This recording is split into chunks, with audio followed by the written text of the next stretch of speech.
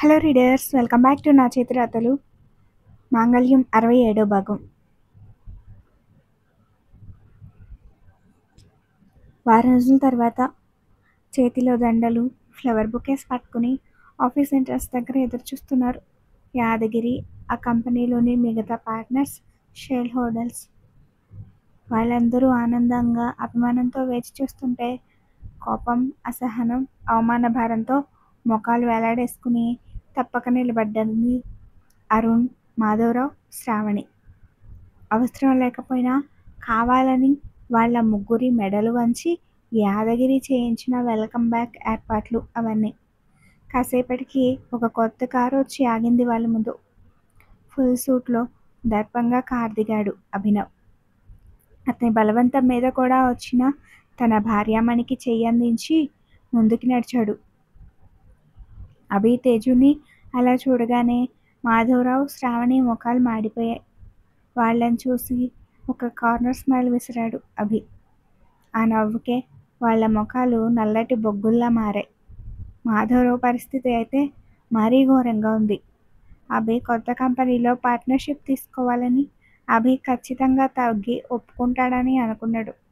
మధ్యలో యాదగిరి వచ్చి తన ప్లాన్ మొత్తం నాశనం చేస్తాడని తెలిసేసరికి అగ్గి మీద గుగ్గిలం అయ్యాడు. కానీ యాదగిరికి లొంగడానికి ఎంతో టైం పట్టలేదు. మొదటి నుంచి అతనంటే ఉన్న భయం వల్ల అతను చెప్పినట్టు చేయక తప్పలేదు. అభి దగ్గరికి రాగానే అందరూ అతనికి వెల్కమ్ విషెస్ చెప్తుంటే, గ్రీట్ చేస్తుంటే వరుణ్ కూడా చాలా హ్యాపీగా అభికి వెల్కమ్ చెప్పాడు. మిగతా ముగ్గురు ఇష్టం లేకుండానే అభి చేతిలో బొకే పెట్టి పక్కకి తప్పుకున్నారు. దాదాపు సంవత్సరం తర్వాత తమ బాస్ ఆఫీస్కి తిరిగి రావడంతో స్టాఫ్ అంతా గ్రాండ్ వెల్కమ్ ఇచ్చారు. అందరినీ చిరునవ్వుతోనే పలకరించి చిన్న కాన్ఫరెన్స్ ఏర్పాటు చేశాడు అభి అప్పటికప్పుడు.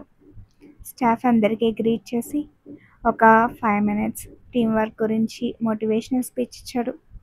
ఎంప్లాయీస్ అందరూ వెళ్ళిపోయాక కంపెనీలో ఇంపార్టెంట్ పర్సన్స్ మాత్రం మిగిలిపోయారు. అభి చెప్పిన విధంగా రెడీ చేసే అగ్రిమెంట్ ప్రాసెస్ జరుగుతుంది అక్కడ. చోద్యం చూస్తున్నట్టుగా చూస్తూ ఉండడం తప్ప ఇంకేం చేయలేకపోయారు. తమ పని అవ్వగానే అక్కడే ఉండి అదంతా చూడలేక ఒకరి తర్వాత ఒకరు బయటికి వెళ్ళిపోయారు మాధవరావు, వరుణ్. నెక్స్ట్ పర్సన్ నేనే అన్నట్టు శ్రావణి కూడా వచ్చేసింది. అప్పుడే ఎవరు 2 సార్లు చిటికి వేయడం వినిపించి వెనక్కి తిరిగింది. ఎదురుగా తేజు చేతులు కట్టుకుని నవ్వుతూ నిలబడింది. ఆమె స్టాండింగ్ పొజిషన్కి, పెదవుల మీద నవ్వుకి, ఫేస్లో చూపిస్తున్న యాటిట్యూడ్కి లోపల లోపల మండిపోతుంది శ్రావణికి. Thank you. ఈ కంపెనీ అసలు బాస్కి welcome back arrangements, office decoration, everything అదరగొట్టేశారు. గుడ్ వర్క్ అంది తేజు ఆఫీస్ చూస్తూ. నేను చెయ్యలేదు, చేయించారు బలవంతంగా. మమ్మల్ని బలవంతం చేసి వచ్చారు ఇక్కడికి. దానికి ఏదో పెద్ద సాధించినట్టు మీరు మీ బిల్డప్లు, పళ్ళు నూరుకుంటూ అంది శ్రావణి. నువ్వు ఇలాంటి మాటలు మాట్లాడకూడదమ్మా, ఇంకెప్పుడు ట్రై చేయకే. బలవంతం చేస్తే భయపడింది మీరొచ్చి బ్రతిమాలితే వెన్నపూస హృదయంతో పోనీలే అనొచ్చింది అభి. చాలా తేడా ఉంది అంది. బ్రతిమాలారా? ఎవరు? అది మిమ్మల్ని వెటకారం చూపిస్తూ అడిగింది శ్రావణి. అయ్యో, తెలీదా నీకు? అయితే ఆఫీస్ విషయాలు నీకు చెప్పారనమాట. పోయి మీ మామగారిని అడుగు, చెప్తాడు. మా ఆయన ఆఫీస్కి వచ్చి ఎన్ని ఆఫర్లు ఇచ్చాడో. వాటిలో ది బెస్ట్ మేము సెలెక్ట్ చేసుకున్నాం. అయినా రమ్మని బ్రతిమాలి వచ్చాక భయపెడతారా? ఆ మిస్టర్ రౌడీ గారికి చెప్పమంటావా అంది తేజు. యాదగిరి మాట రాగానే శ్రావణి నోరు పడిపోయి ముఖం పక్కకి తిప్పేసింది. చెప్పింది వినకపోతే డైరెక్ట్గా మ్యాన్ హ్యాండ్లింగ్లోకి దిగుతాడు మరి ఆ మిస్టర్ రౌడీ. వద్దంటావైతే. మర్చిపోయాను, అసలు నీకు థ్యాంక్స్ చెప్పాల్సింది వీటి గురించి కాదు శ్రావణి. ఆ రోజు ఫంక్షన్లో కలిసినప్పుడు నాకు అబ్బాయికి మధ్య డిస్టర్బెన్స్ క్రియేట్ చేయడానికి ట్రై చేసావు చూడు, దానికి చెప్పాలి అంది తేజు. డిస్టర్బెన్స్ క్రియేట్ చేశానని థ్యాంక్స్ అంటుందేంటి అనుకుంటూ శ్రావణి అయోమయంగా చూసింది. యాక్చువల్లీ ఆ రోజు మా ఇద్దరి మధ్య ఏం లేదని నువ్వు తెగ ఫీల్ అయిపోయావు. ఆ ఫీల్తో నువ్వు పెట్టిన గొడవ వల్లే అది జరిగిపోయింది. అందుకే థ్యాంక్ యూ అని శ్రావణి బుగ్గగిల్లుతూ అంది తేజు. తన బిహేవియర్కి బిత్తరపోయి, నేను పెట్టిన గొడవ వల్ల జరగడం ఏంటి?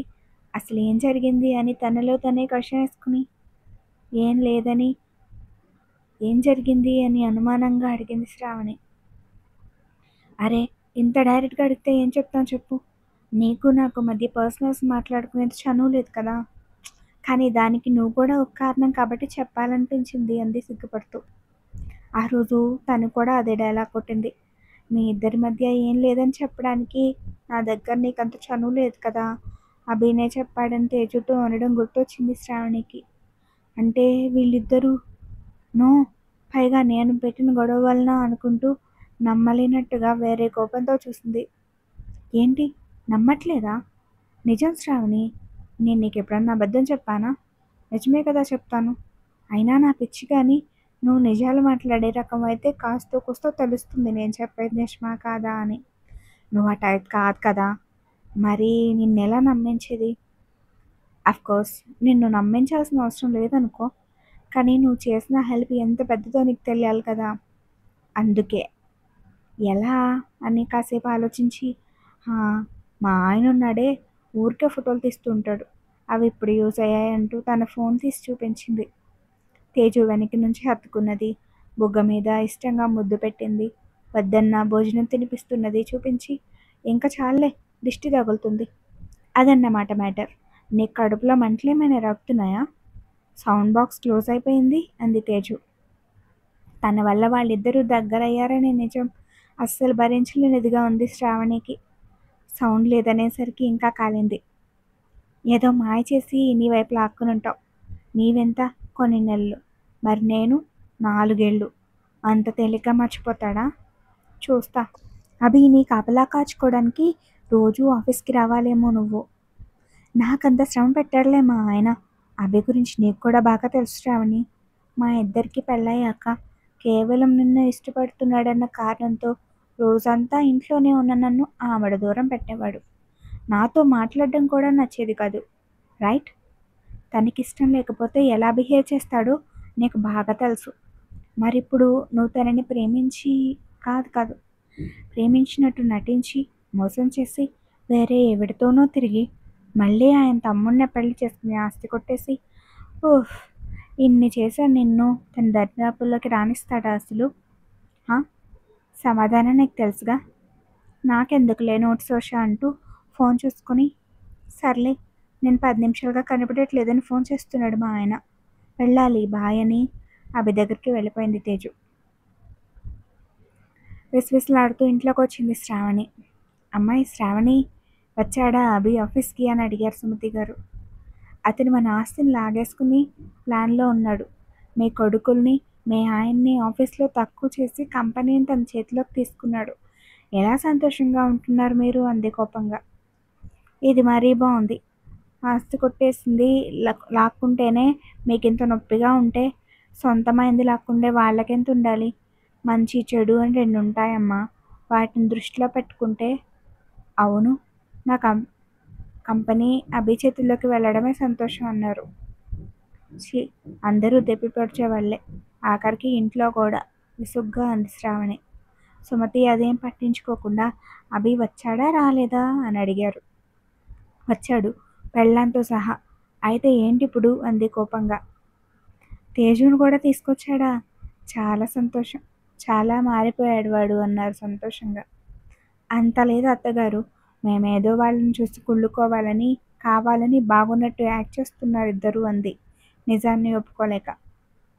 చాలే అమ్మాయి, నిన్ను నమ్మించాల్సిన పని వాళ్ళకేంటి?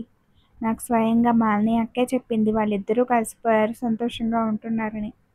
దేవుడి దయ వల్ల వాళ్ళ విషయం భారతి వదినకి తెలియకముందే ఇద్దరూ తొందరగానే దగ్గరయ్యారు. నీకు ఈ పైత్యం ఎప్పుడు తగ్గుతుందో ఏంటో అనుకుంటూ వెళ్ళిపోయారు సుమతి గారు. ఆవిడ మాటలకి తిట్టుకుంటూ శ్రావణి కూడా తన రూమ్కి వెళ్ళిపోయింది. తర్వాత రోజు, మీ వర్క్ ఇలా తగలడింది కాబట్టే కంపెనీ ఇలా ఏడ్చింది. ఏంటిది, అసలు దీన్ని వర్క్ అంటారా అంటూ చేతిలో ఉన్న ఫైల్ని విసిరికొట్టాడు అభి. లోలోన మండిపోతున్నా పక్కనే కూర్చున్న యాదగిరిని చూసి భయపడుతూ నోరు మెదపలేదు అరుణ్. ఇప్పటికీ నీకు సీరియస్నెస్ లేదు, తీసుకో, ఆ ఫైల్ తీసుకుని రేపటికల్లా పర్ఫెక్ట్గా కంప్లీట్ చేయకపోతే ఇక నువ్వు రావద్దు. నీ వర్క్ వేరే వాళ్ళకి అలాట్ చేస్తాను. కంపెనీ నీ చేతిలో ఉంటే సరిపోదు, కాస్తంత బాధ్యత కూడా ఉండాలి. వర్క్ చేస్తావా, లేకపోతే ఈ బ్రాంచ్కి వేరే వాళ్ళని హైర్ చేయమంటావా అన్నాడు అభయ్ గట్టిగా. తను లేకపోతే ఇక్కడంతా అభయ్ హ్యాండ్లోకి వెళ్ళిపోతుందని కంప్లీట్ చేస్తాను అని ఫైల్ తీసుకుని బయటకు వచ్చేశాడు అరుణ్. ఆ ఫైల్ని గోడకేసి కొట్టి వెంటనే మాధవరావుకి ఫోన్ చేశాడు. ఏంటి డాడీ ఇది?